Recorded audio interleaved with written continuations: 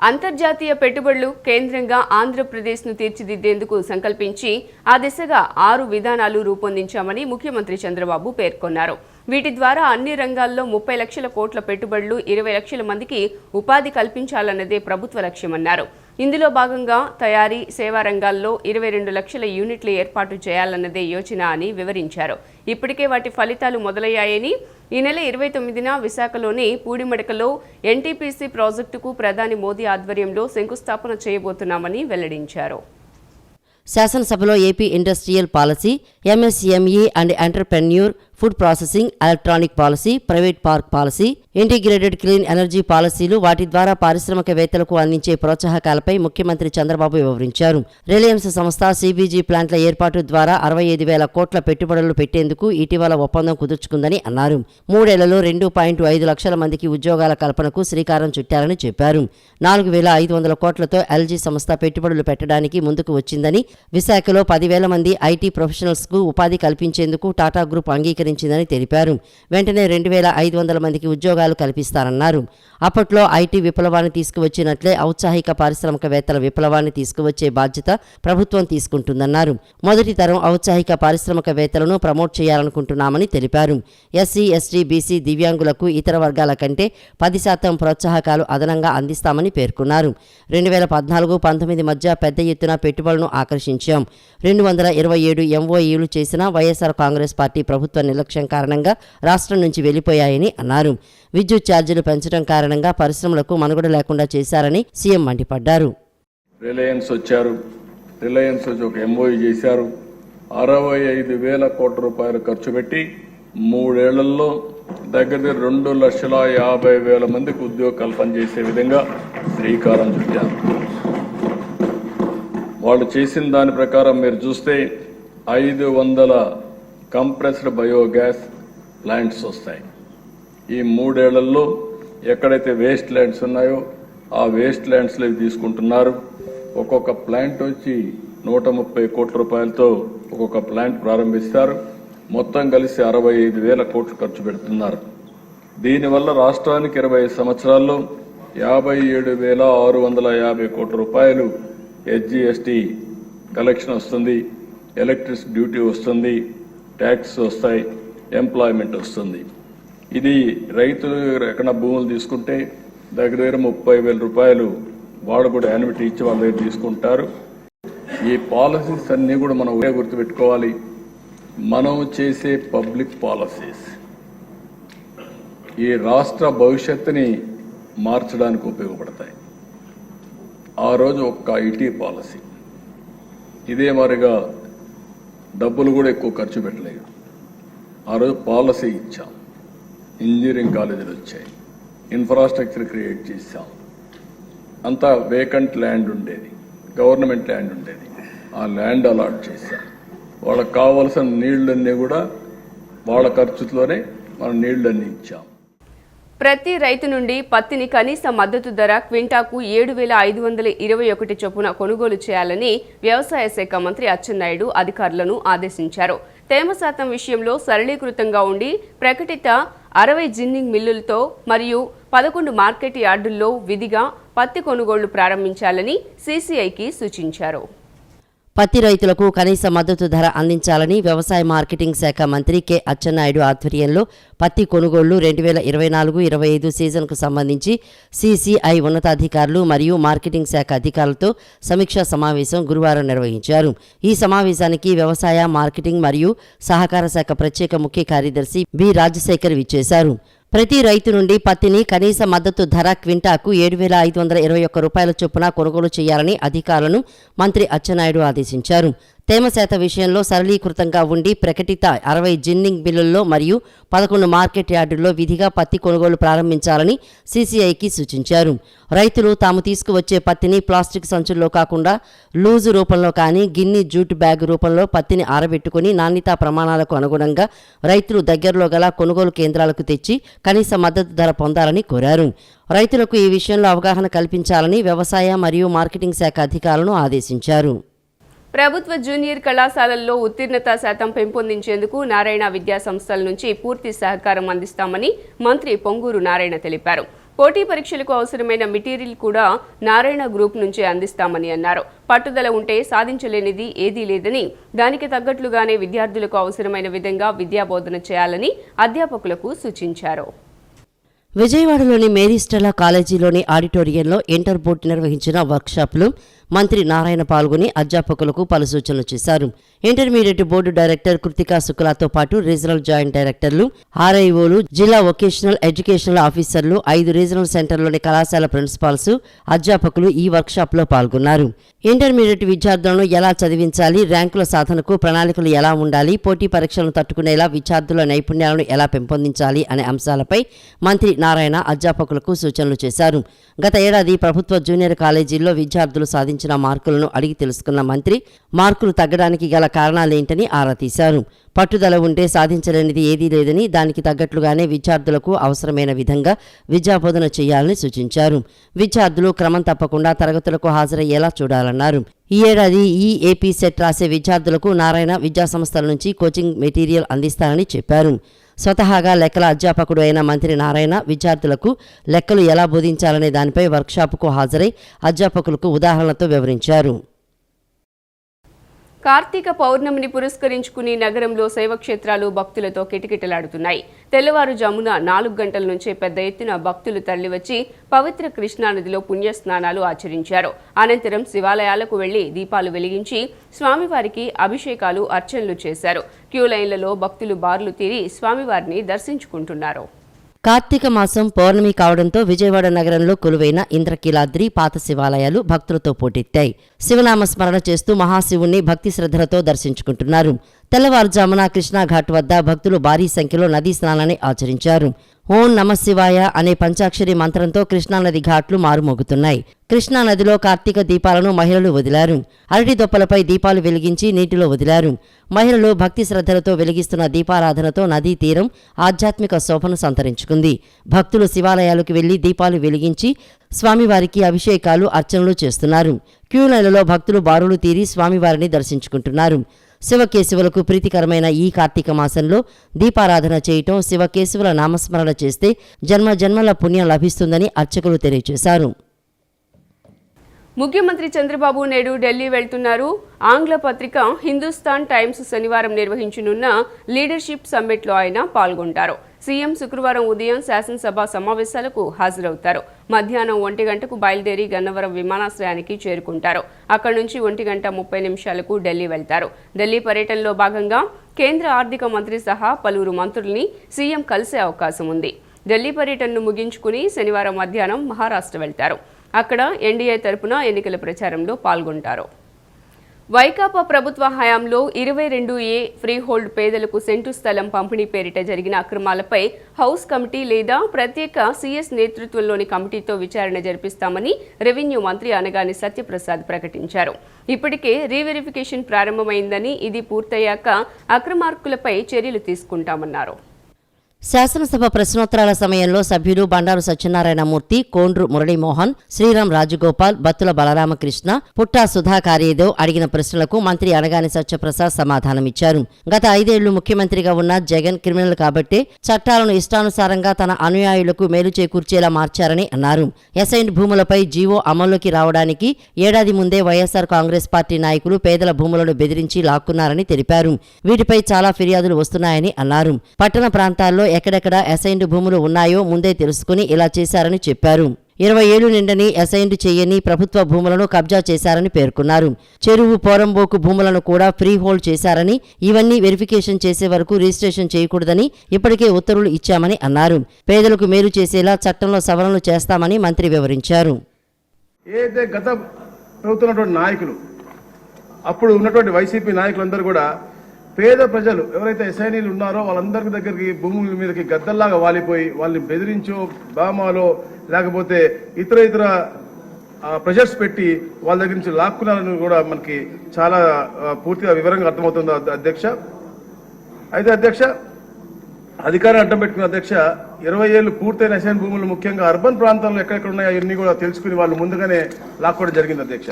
అయితే కొన్ని చోట్ల అధ్యక్ష అమ్మని వాళ్ళని మాత్రం బెదిరించి కూడా భూములు లాక్కుని చెప్పేసి కూడా మనకు కంప్లైంట్ వస్తా ఉన్నాయి అధ్యక్ష. అలాగే అధ్యక్ష, ఈ కాకుండా అధ్యక్ష 20 ఏళ్ళు నిండని అసైన్ భూములు, అసలు అసైన్ చెయ్యని భూములు, ప్రభుత్వ భూములను కూడా ఫ్రీ హోల్డ్ చేసి వైసీపీ గద్దలు ఈ భూములని లాక్కునే పరిస్థితి మనకు తెలుస్తుంది. అది కూడా ముఖ్యంగా అధ్యక్ష ఏదైతే ట్యాంక్ పోరంబోక్ అధ్యక్ష, గతంలో ఎన్నో ప్రభుత్వాలు ట్యాంక్ పోరంబోకు దేనికి ఉపయోగాలకు ఇచ్చేవాళ్ళు అధ్యక్ష. కాకపోతే అది రెజ్యూమ్ గవర్నమెంట్ చేసుకోవాలి కానీ ఎట్టి పరిస్థితుల్లో కూడా ఫ్రీ హోల్డ్ చేయకూడదు అధ్యక్ష. కానీ గత ప్రభుత్వాల అధ్యక్ష వీళ్ళు దాన్ని కూడా ఈ ఫ్రీ హోల్డ్ చేసిన పరిస్థితి అధ్యక్ష. అయితే అధ్యక్ష ఎన్ని పెద్ద ఎత్తున కంప్లైంట్ స్టార్ట్ అవుతుంది అధ్యక్ష, ఇవన్నీ కూడా రీవెరిఫికేషన్ చేయాల్సిందే అని చెప్పేసి రీవెరిఫికేషన్ అయ్యేదాకా ఎట్టి పరిస్థితుల్లో రిజిస్ట్రేషన్ కూడా చేయకూడదని చెప్పేసి 10వ తారీఖు ఆగస్టున అధ్యక్ష రిజిస్ట్రేషన్ కూడా ఆపుదలు చేసుకుంటూ కూడా మేము ఒక మెమో ఇవ్వడం జరిగింది అధ్యక్ష. కొత్త పెన్షన్ల మంజూరుకు కార్యాచరణ సిద్ధం చేస్తున్నట్లు సెర్పు శాఖ మంత్రి కొండపల్లి శ్రీనివాస్ వెల్లడించారు. 3 నెలల బకాయిలు ఒకేసారి అందించడంతో పాటు స్పౌస్ పెన్షన్లు వచ్చే నెల నుంచి అమల్లోకి తెస్తామని చెప్పారు. ప్రస్తుత పెన్షన్ లబ్ధిదారుల్లో 3 లక్షల మంది అనర్హులుండగా కొత్తగా 2 లక్షల మంది అర్హులు ఎదురుచూస్తున్నారని వివరించారు. శాసనసభ ప్రశ్నోత్తరాల సమయంలో ఎమ్మెల్యేలు వంశీకృష్ణ, పల్లె సింధూరారెడ్డి, ప్రశాంతిరెడ్డి అడిగిన ప్రశ్నలకు మంత్రి కొండపల్లి శ్రీనివాస్ సమాధానమిచ్చారు. అర్హులందరికీ పింఛన్లు అందిస్తామని తెలిపారు. 2014లో 2,000 రూపాయలకు, నేడు 4,000 రూపాయలకు పెంచింది టీడీపీ పాలనలోనే అన్నారు. జగన్ 5 ఏళ్లలో 1000 మాత్రమే, అది 4 దశల్లో పెంచారని విమర్శించారు. ఈ అంశాలపై స్పీకర్ అయ్యన్న పాత్రుడు స్పందిస్తూ అనర్హులకు పింఛన్లు తొలగిస్తే అర్హులకు న్యాయం చేయవచ్చు అని అన్నారు. కొందరు వైద్యులు, దివ్యాంగులు కాని వారికి కూడా సదరం ధ్రువపత్రాలు ఇస్తున్నారని, దాన్ని నియంత్రించాలని సూచించారు. ప్రతి సదరం ధృవీకరణ పత్రాన్ని తనిఖీ చేసే విధానాన్ని తీసుకువస్తున్నామని మంత్రి శ్రీనివాస్ బదులిచ్చారు. శ్రీ నారా చంద్రబాబు నాయుడు గారు 200 పెన్షన్ ని 1000 రూపాయలు చేయడం, 2018లో 1000 రూపాయల పెన్షన్ ని 2000 చేయడం, అంతేకాకుండా అదే క్రమంలో దివ్యాంగులకి, డప్పు కళాకారులకి, ట్రాన్స్జెండర్స్ కి 300 చొప్పున పెన్షన్ మొత్తాన్ని కూడా పెంచడం జరిగింది. మరి గత ప్రభుత్వం ఎలక్షన్ ప్రామిస్ లో 2000 నుంచి 3000 చేస్తానని మాటిస్తూ ప్రభుత్వం ఏర్పడిన వెంటనే 3000 చేయడానికి 5 సంవత్సరాలు పట్టింది అధ్యక్ష. ప్రతి సంవత్సరం 250 పెంచుకుంటూ 3000 చేసి వాళ్ళ తాలూకా ఎలక్షన్ ప్రామిస్ నిలబెట్టామని చెప్పుకునే పరిస్థితి గత ప్రభుత్వం ఉంది అధ్యక్ష. మరి ఈ రోజు ఎన్డీఏ కూటమి ప్రభుత్వం గౌరవ ముఖ్యమంత్రి వారు ఆయన పొజిషన్ తీసుకున్న వెంటనే 3వ సంతకం పెట్టారు. అది కూడా పెన్షన్ పెంపు పైన 3000 నుంచి 4000 రూపాయలు పెంచడమే కాకుండా రెట్రోస్పెక్టివ్ గా April 1 నుంచి దీన్ని అమలు చేస్తామని చెప్పి ఇవ్వాల్సిన 1000 రూపాయలు అదనపు 1000 రూపాయలు 3 నెలల్ని 3000 ప్లస్ 4000 రూపాయలు జూలై 1వ తారీఖున ఇవ్వడం జరిగింది అధ్యక్ష.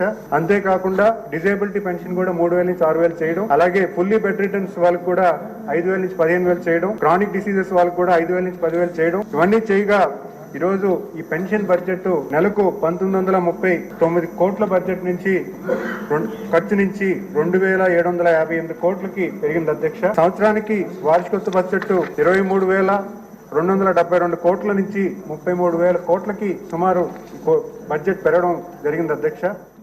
శాసనసభకు వెళ్లే దమ్ము లేకుంటే జగన్మోహన్ రెడ్డి, వైకాపా ఎమ్మెల్యేలు రాజీనామాలు చేయాలని ఏపీసీసీ అధ్యక్షురాలు షర్మిల డిమాండ్ చేశారు. ఎమ్మెల్యేలుగా గెలిచినా అసెంబ్లీకి పోను అంటే మూర్ఖత్వం కాక ఏంటని ప్రశ్నించారు.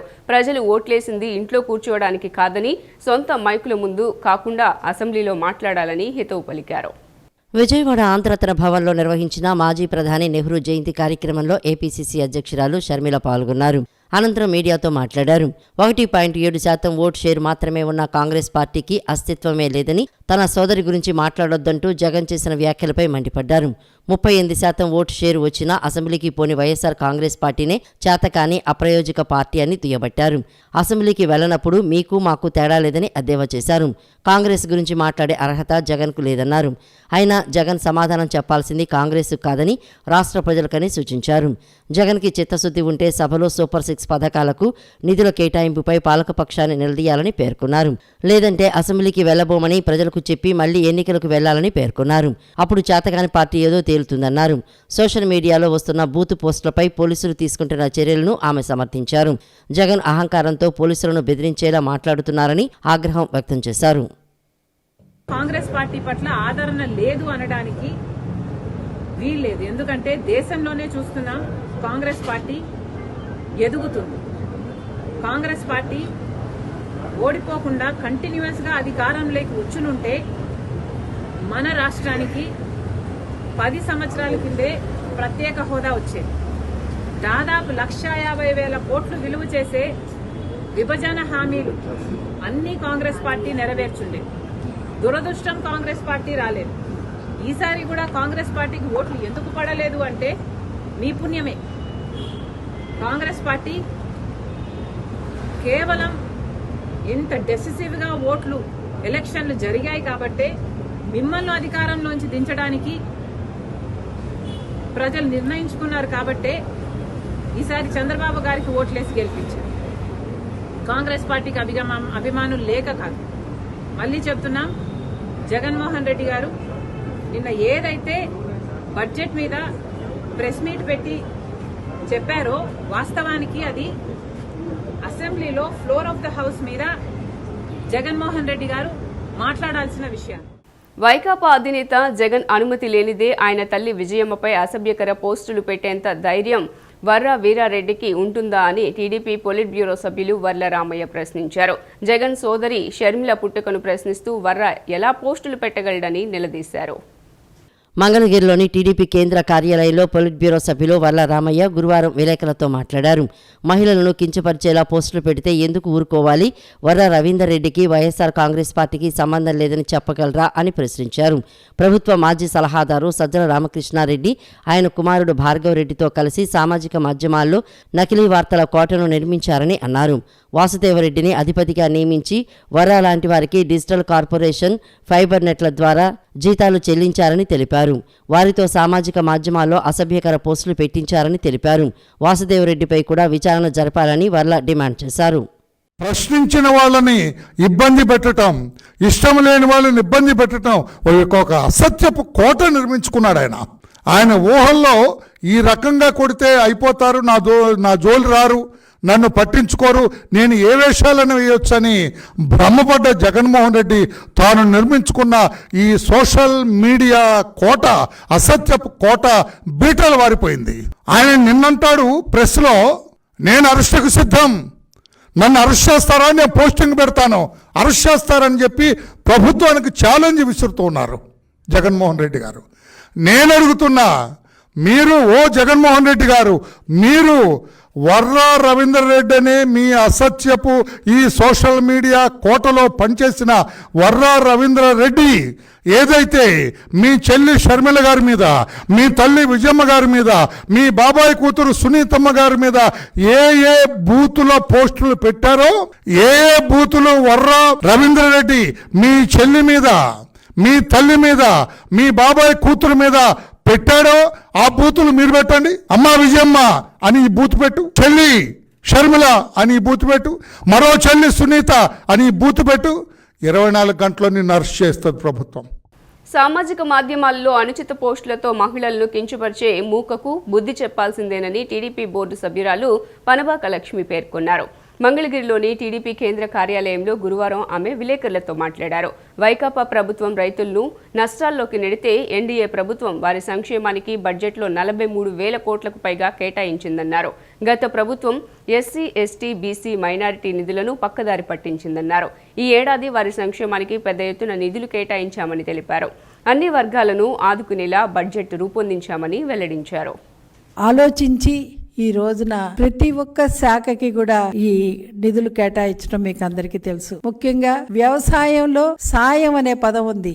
ఆ సాయం అనే పదాన్ని ఈ వైఎస్ఆర్ పార్టీ పూర్తిగా మర్చిపోయి వ్యవసాయదారుల్ని కష్టాల్లోకి నెట్టేసి ఈ రోజున వాళ్ళు ఎంతో ఆశతో తెలుగుదేశం పార్టీ వైపు, కూటమి ప్రభుత్వం వైపు చూస్తా ఉన్నారు. మాకు ఏమి చేస్తుందా ఈ ప్రభుత్వం అని చెప్పాలని. అందులో భాగంగానే ఈ రోజున మన వ్యవసాయానికి సంబంధించి అన్నదాతలకి వీరందరికీ ఆ రంగాన్ని అభివృద్ధి చేయించాలని చెప్పి దాదాపుగా 43,000 కోట్ల పైచిలకి ఈ రోజున మనం బడ్జెట్ లో ప్రవేశపెట్టడం మీకు అందరికీ తెలుసు.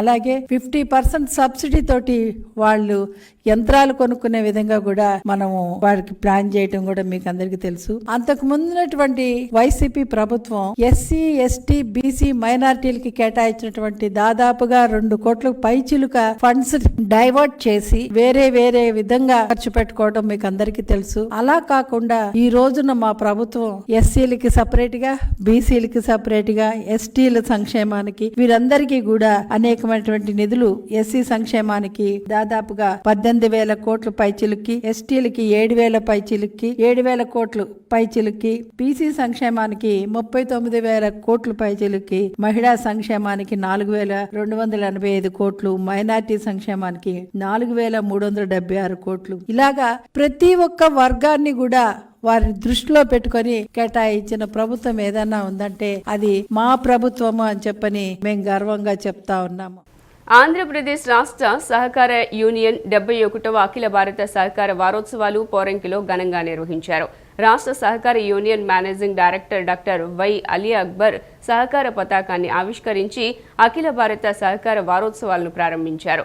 సహకార మంత్రిత్వ శాఖ కొత్త కార్యక్రమాల ద్వారా సహకార సంఘాలు బలోపేతం చేయాలని ఆయన సూచించారు. ఈ నెల 20 వరకు పలు కార్యక్రమాలు చేయనున్నట్లు వెల్లడించారు. సిటీ న్యూస్ ఇంతటితో సమాప్తం. తిరిగి వార్తల్లో మళ్ళీ కలుద్దాం. అంతవరకు సెలవు. నమస్కారం.